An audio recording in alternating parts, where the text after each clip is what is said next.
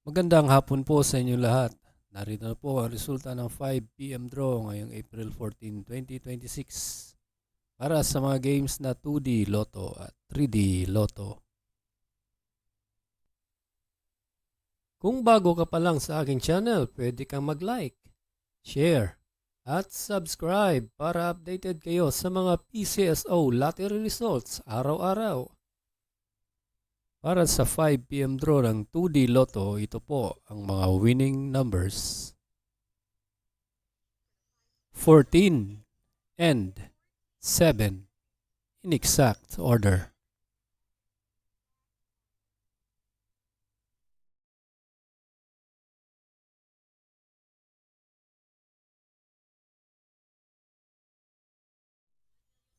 Para sa 5 PM draw ng 3D Lotto, ito po ang mga winning numbers.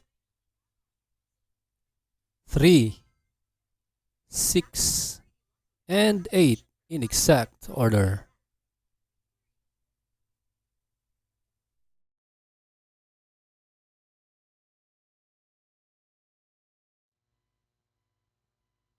Salamat po sa panonood ng Lotto Results Today by Mr. Wi-Fi. Good luck at maglaro ng responsable. Huwag kalimutang mag-like, share at subscribe. Hanggang sa muli, paalam po sa inyong lahat.